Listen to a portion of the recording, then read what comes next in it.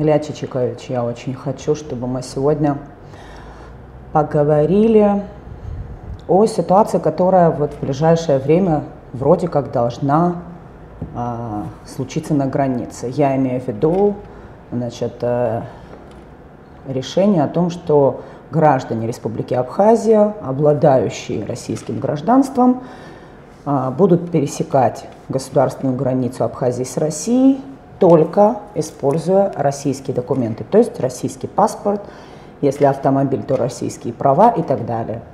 Что думаете по этому поводу? Что это значит для нас? Ну, добрый день, Нисфа. Да, мы слышим о такой ситуации у нас на границе, но прежде чем вообще комментировать или прийти к тому, что происходит, наверное, нам надо обсудить многие вещи, происходящие во взаимоотношениях между Абхазией и Россией. Вообще граница всегда являлась, я хочу сказать, лакмусовой бумажкой, по которой мы четко ориентировались в наших взаимоотношениях. И сегодняшняя ситуация для меня немножко странная. Да? Объясню в чем. Допустим, если взять ситуацию 30-летней давности во время войны, мы все прекрасно понимаем, что происходило, что на территории у нас здесь была война с Грузией, что Россия полностью была на стороне Грузии, впрочем, как и весь мир, да, и мы, находясь в изоляции, умудрялись здесь как бы защищать свою родину. При этом отношение россиян, простого народа, было совершенно другое. Я скажу почему. Документы на тот момент, имеющиеся у абхазов, давно были просрочены в России. Они были недействительны на территории России, что не мешало нам, кстати, когда нам нужно было пересекать эту границу, к нам обходились с нами снисходительно, понимали, в какой ситуации мы находимся. О советских паспортах? Да, я говорю о советских паспортах, я говорю даже о правах, сразу послевоенных правах, которые не были нигде зарегистрированы. Были случаи, когда мы на этих правах и выезжали, и заезжали, когда нужно было в послевоенное время. Даже, собственно говоря, меня не раз останавливали, смотрели, спрашивали, а куда ты едешь? Я говорю, в Абхазию. Ну, давали честь, спрашивали, как дела сейчас в Абхазии, и отпускали. То есть это было отношение простых граждан, служащих, сотрудников милиции, тех же спецслужб, которые работали, да, это было отношение к абхазам. Это было отношение, понимание того, что происходит сегодня в Абхазии. Сразу в послевоенное время Абхазия попала в блокаду, вы это тоже помните, да? Конечно. И санкции против Абхазии были со всего мира. Абхазия была единственным государством, единственной страной, против которого весь мир объединился и ввел тогда санкции. Такие же трудности почти на протяжении 10 лет мы испытывали и на границе с Российской Федерацией, если вы помните. Почему я это говорю? Единственный способ выживания на тот момент – это товары, мука и все прочее, продукты первой необходимости, мы не могли завозить с России. Мы практически все завозили с Турции. Кораблями находили пути, находили, как это делать. Тайком. Мучились в очереди. Карточки на хлеб у нас были, если кто-то это не помнит, да, хочу просто напомнить. Почему я это говорю? Да? Вот в те самые тяжелые времена Абхазия не стала протурецкой, не стала вообще под кого-то прогинаться. То есть это страна, которая выдержала и в самые тяжелые времена, да, она могла бы, нас сейчас там объявляют кого-то протурецким агентом, кого-то прозападным агентом. У нас были здесь агенты и западные, и турецкие, и кто только в Абхазию не посещал, и каких только предложений не было в Абхазии, Абхазия никогда это не принимала. Абхазия всегда говорила, что рано или поздно наш самый большой сосед, Россия, да, повернется к нам лицом, и у нас все будет нормально. Фактически то, что и произошло в последующем. Ну, видно, с того времени прошло большое количество времени,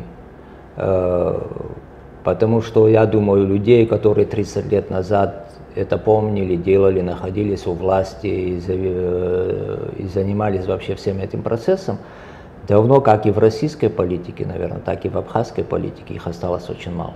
Людей, которые понимают, что происходили и как строились взаимоотношения между Россией и Абхазией, также осталось мало. Сегодня мы сталкиваемся, как мне кажется, с людьми, которые безразлично относятся друг к другу, безразлично относятся, там, получили команду, ну давайте выполнять, не получили эту команду, ну надо как-то, чтобы нас заметили, давайте мы попробуем сделать так, чтобы вот мы стали нужны, да, что и создадим видимость какой-то работы. Создаваемая сегодня такими людьми, видимость работы, мне кажется, привело к тому, что взаимоотношения России и Абхазии ухудшаются.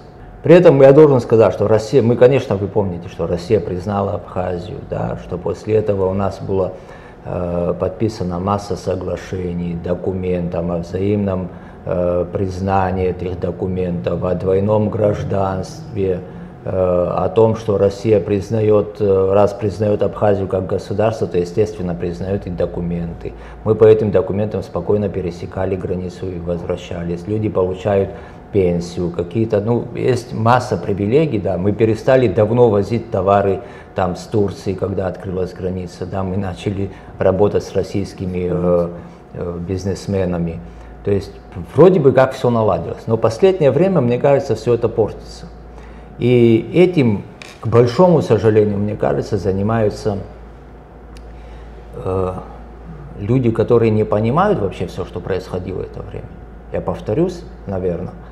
Но и люди, которые, или же они это делают специально. Потому что такое отношение, лишение там гражданства, то, что сегодня происходит, да, объявление инагентов, там, я не знаю, гонения, грубые вмешательства в процессы, происходящие в Абхазии.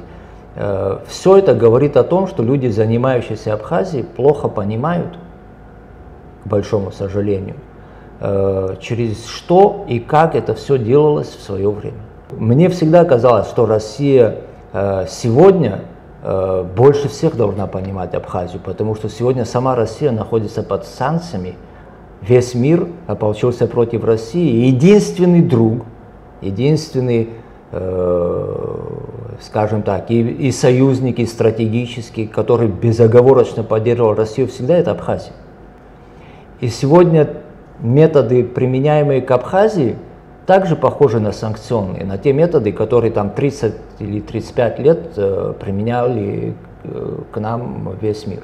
Мы-то как были в санкциях, так и остались. Но мне непонятно, почему эти санкции прилетели от России, да? Почему эти санкции вдруг бумерангом вернулись опять, и через Россию Абхазия опять попадает под эти санкции. Вы понимаете, если документы, о которых мы говорим, почему я это все говорю? Потому что мы сегодня возвращаемся там, с 1 апреля, я так понимаю, что документы будут признаваться только с российским гражданством. То есть, если у вас есть двойное гражданство, то документы будут признаваться российское гражданство. Но я хочу напомнить, у нас есть соглашение о двойном гражданстве, в котором прописаны признание абхазских документов как документов для пересечения границы. Возможно, там законодательно что-то недоделаны какие-то вещи. Возможно, в этом соглашении что-то упустили. Это не важно. Мы же общались, и тогда, когда у нас соглашения этих не было, мы переходили, и когда соглашения не было. Теперь получается, что теперь для граждан Абхазии я хочу, чтобы мы просто поняли, к чему нас это всех может привести. И прежде всего во взаимоотношении между Абхазией и Россией. Теперь получается, что нас ставят перед выбором. Перед выбором или гражданство России, или суверенитет. Потому что если мой документ абхазский, Мой абхазский паспорт, за что 30 лет назад многие поколения сложили свои головы, защищая свою территорию, достигнув таких результатов. Если мой документ на границе не признает единственное государство, которое признало Абхазию, но не признает сейчас документ, это означает только одно. Нас перестают признавать как государство. К большому сожалению, я не вижу по-другому, мне так кажется. И я более чем уверен, что если такая ситуация будет продолжаться, и именно в таком русле будут с нами разговаривать, что это приведет к тому, может привести к тому, что абхазы и граждане Абхазии начнут отказываться от российского гражданства в пользу своего суверенитета.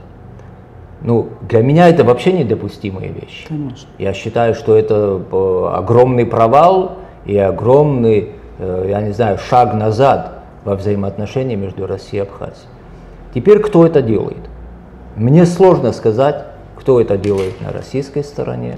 Мне это непонятно. Но понятно только одно, что это делается не без подачи, не без помощи тех людей, которые находятся также и на территории Абхазии и являются гражданами Абхазии. И для чего это делается? Мне кажется, кто-то перед кем-то просто хочет выслужиться. Есть простые человеческие вещи, да, когда человеку надо выслужиться, он начинает делать, казаться или делать вид, что он нужный, что он ищет здесь. Представляете, если бы не было здесь иностранных агентов, если бы не было здесь людей, которые работают против России, да, то получается, что все эти люди, которые получают заработную плату, работают в направлении с Абхазией, да, а что, там ничего нету, что там делать, в принципе, да, им осталось бы только взять, наверное, свои вещи и поехать защищать родину с оружием в руках на СВО. Видимо, кому-то это не хочется. Видимо, очень удобно находить здесь врагов, потом с ними бороться и закрывать какие-то краткосрочные свои потребности. К большому сожалению, эти краткосрочные потребности приведут к большим проблемам в будущем. Об этом в Абхазии, я думаю, я бы хотел, чтобы об этом подумали. В Абхазии, в которой даже в самые тяжелые военные времена, я до этого говорил, никогда не было антироссийских настроений, хотя Россия находилась полностью на стороне Грузии, у нас мысли не было, что могут быть какие-то там настроения против России. Эти настроения здесь могут появиться. Таким методом, да. То, что если эти методы будут действовать. И эти методы, которые сегодня применяют к нам, приведут именно к этим результатам, нежелательным результатам. Я совершенно не могу понять, почему вот этим чиновникам, ответственным лицам, которые работают с Абхазией, для чего им это нужно? Это что, целенаправленная политика или это незнание исторических фактов каких-то и того, как проходило все это? Мне сложно об этом судить. И я не вижу, чтобы кто-то доносил, кто-то говорил об этих проблемах. Я не вижу, чтобы проблемы решались, которые возникают, допустим, в наших взаимоотношениях, решались хотя бы на уровне соглашений. Я не вижу, чтобы все те документы, которые были подписаны между Абхазией и Россией, работали бы в полную меру.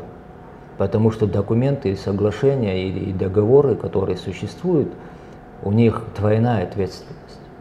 Там прописана ответственность российской стороны и ответственность абхазской стороны. Почему-то все помнят об ответственности с абхазской стороны, никто не хочет вспоминать об ответственности, которую на себя взяла Россия.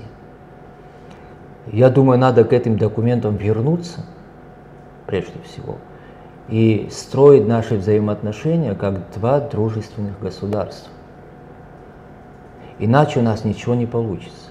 Я не люблю это вспоминать, мне часто говорят, вот мы тебя слушали 30 лет назад, как ты, находясь на войне, спросили, я что-то говорил о дезертирах, и о том, что дезертиры когда-то вернутся и будут ставить нам условия, да, и руководить нашей страной, что фактически и произошло спустя 30 лет. Но мне сложно представить как бы это мягко сказать, я хочу просто посмотреть в лица тех чиновников, которые сегодня за якобы работой с Абхазией творят вот такой беспредел, как они будут относиться, допустим, к людям, которые через 10 лет после СВО приедут, и вдруг какая-то страна лишит их гражданства, объявит их инагентами, скажет, что это враги государства. Это те же дезертиры, это те же люди, которые нашли себе теплое место. Пока страна воюет, пока страна воюет, занимается борьбой с ветряными мельницами в лице Абхазии. Очень не советую этим заниматься. Это плохая практика, это ни к чему хорошему никогда не приводило, особенно во взаимоотношениях государств. И мне очень обидно, что именно так сегодня происходят наши взаимоотношения, что мы пришли вообще к такой ситуации. Ну, ситуация, она есть, да, вот она такая, она нам нравится, она нам не нравится, она действительно крайне сложная, и она очень опасная, на мой взгляд, да, но вот в этой ситуации что должно делать руководство Абхазии, абхазская власть? Что? Она же тоже должна. Я понимаю, что основной как бы посыл это чиновникам на российской стороне или чиновникам тем, которые здесь какие-то свои дела с ними ведут. Наша абхазская власть, та, которую так вот привели, посадили, грубо говоря, назначили, да как угодно назовите все это. Что они должны делать в данной ситуации? Наша власть, наша абхазская власть должна делать то, что делала фактически на протяжении 30 лет. Она должна защищать интересы того государства, в котором проживает. А кто такое государство? Что такое государство? Государство – это прежде всего граждане этой страны. Если мы не научимся отстаивать интерес своих граждан, каждого гражданина в нашей стране, то к нам никто не будет относиться серьезно. Для этого у нас есть все властные структуры. У нас есть служба государственной безопасности. У нас есть, я не знаю, МВД, прокуратура. В конце концов, у нас есть законодательный орган, это парламент, суд. Есть все атрибуты для того, чтобы сегодня защищать каждого гражданина незаконно оговоренного или незаконно лишенного того или иного гражданства, независимо, что да, я понимаю прекрасно, что лишение российского гражданства это прерогатива России, я прекрасно это понимаю. Но есть какая-то справедливость, которую должны защищать власти, понимаете? Я понимаю, что это не всегда удобно, я понимаю, что кому-то страшно самому попасть под санкции, но тогда не занимайте этих мест. Чтобы не так страшно было. Чтобы не так страшно было. У нас нет другого выхода. Мне кажется вообще, что все, что сегодня происходит потому, что мы перестали как-то налаживать именно контакты, которые могли бы разъяснять ситуацию как с нашей стороны, так и нашим партнерам. Нет диалога. Нет диалога. Как раньше нормального диалога нет. Нет работы над документами, нет при работе нет отстаивания собственных интересов, нет того, что где мы находим точки соприкосновения, где мы можем работать, в какой области мы можем сотрудничать, что неприемлемо для абхазской стороны и по какой причине. Да? Это, мне кажется, вполне рабочая обстановка, которым должны заниматься все органы, которые я до этого назвал. К большому сожалению, мы занимаемся сегодня исключительно политическими вещами. Да, мы начали игру в политику, которая не заканчивается. Все структуры, которые должны выполнять свою работу, сегодня играют в политику. Да? И почему-то с какой-то оглядкой на кого-то. Нам не надо ни на кого оглядываться. У нас есть собственные интересы, они обозначены были в нашей Конституции, да, и конституционные права граждан защищать надо.